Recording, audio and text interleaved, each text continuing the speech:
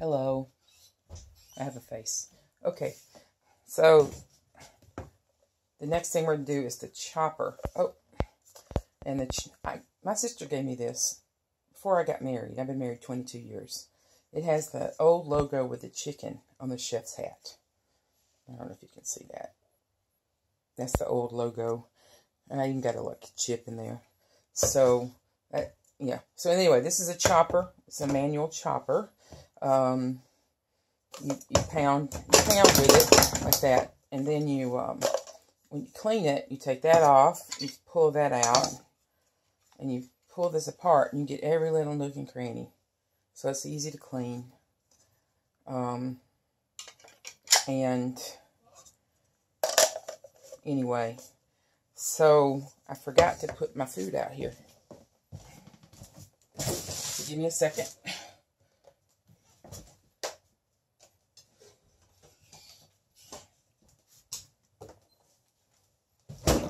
So this is what we're making.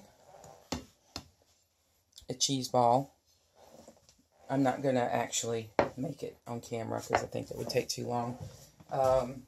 This is a...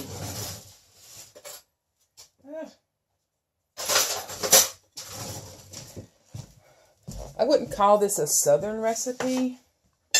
But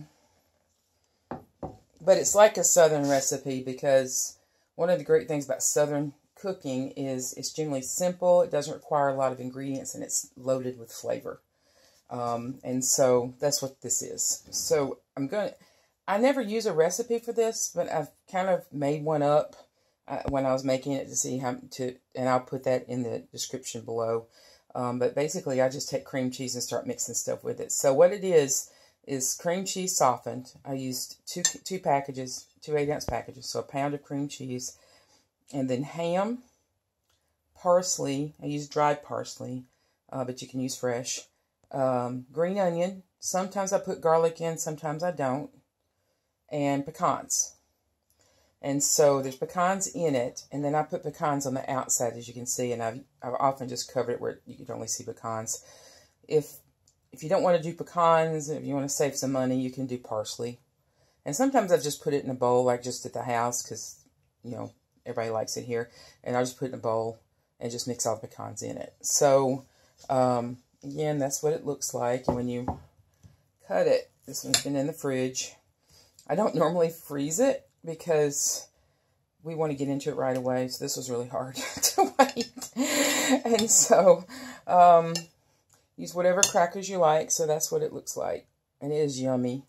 It is so good. Again, it's just cream cheese, ham, parsley, green onion, sometimes garlic, and salt and pepper to taste, and pecans. So, I'm going to show you how to chop. So, this is a piece of ham, and I just put it in here.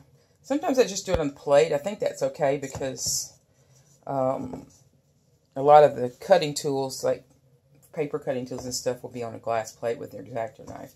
So, you just pound it until you get it to the desired you want. And you know, it doesn't take very long. It's actually a lot more pounding than you realize. I think I do about 30 or 40 for the ham. I didn't count it this time if it was more. A lot of it depends on how much you put in there. Yep. I don't know if you can see how small that is. I'll just pick some up. See, it's really finely done. And that didn't take very long at all.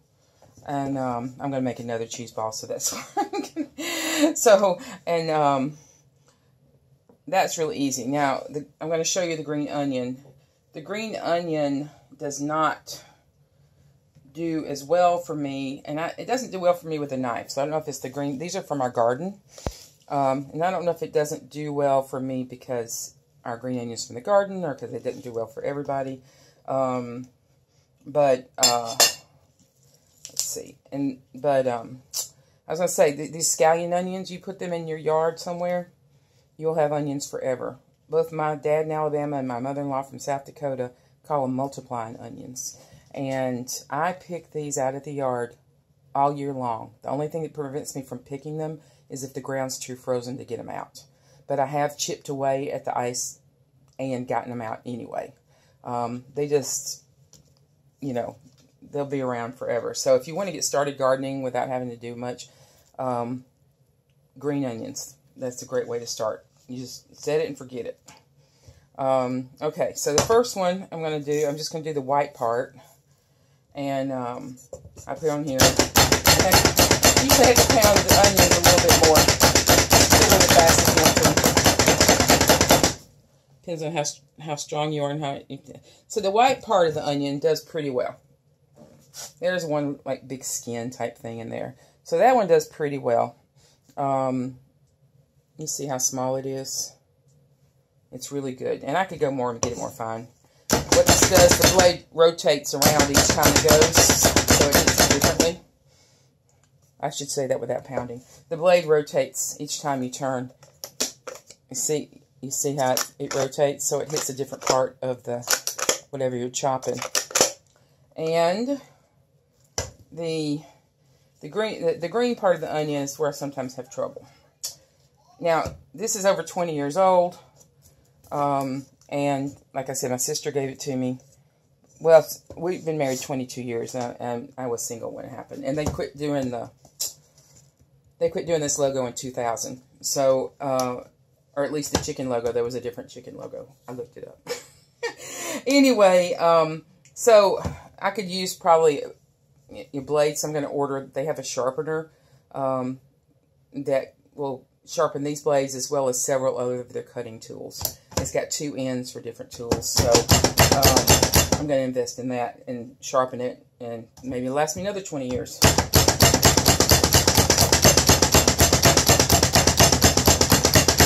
Just a few extra times, because that one did better than the first one. See, there's some, with the green, there's sometimes the larger pieces left. So sometimes I'll just keep chopping, and sometimes I will just pull those out and throw them in a compost and just take that, because we have so many anyway. It's not a big loss. So anyway, this cheese ball is awesome. Every time I make it, everybody raves about it, and it's a good southern type food because of its simplicity and its taste. And I don't know if I have anything else to say. This is the chopper, and it's a great tool. All right, thanks. Bye.